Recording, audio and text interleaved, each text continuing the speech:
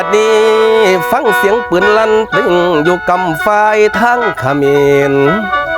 ทหารเกณฑ์ศิลาแฟนห่างไกลอะไรสูง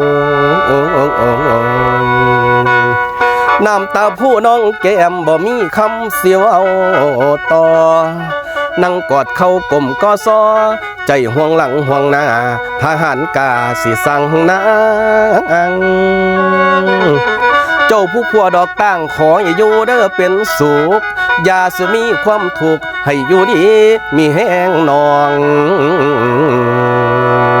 อย่าไปมองไปเว้าน้ำไผ่เด้อแก้วแกนอายไปอยู่ชายแดนเขตเขมรพุ่นนา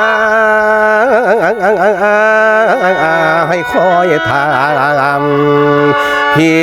อยู่เฮือนให้คอยถามพี่อยู่เฮือนเด้อคำเด้อเอ้ยเด้อเอ้ยเด้อเอ้ยละนา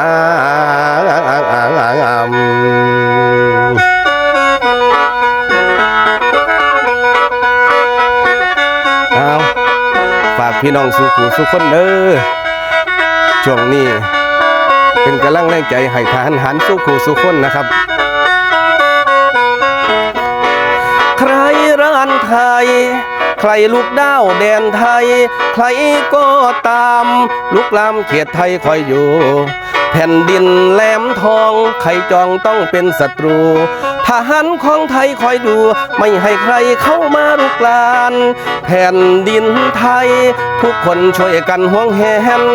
รั้วชายแดนต่อกันเหมือนถ่ายประสานชาติศาสนา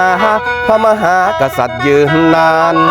พวกเราทหารสู้ตายถวายยอมพลี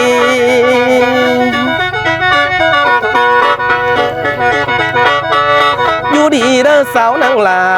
อยู่ดีเด้อสาวนางลาให้รักษาใจไว้ถ้าพี่อายไปอยู่ชายแดนหลับลีละลับลีคอยทากะละแม่นอยู่หลังคำอายสั่งน้องนางอย่าลืมทหารกล้าทหารกาโอ้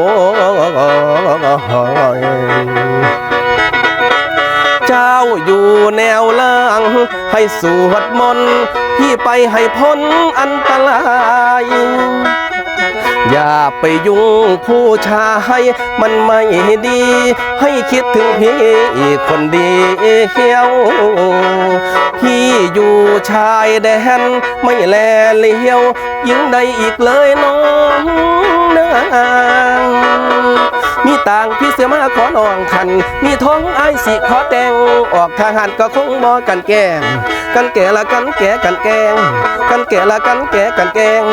ตัวอายให้ฮักกันฮักแจ่มจันเหมือนเดือนคู่ฟ้าฮักเจ้าตาเหมือนรถกับตาลขวัญใจทหารจงรออาให้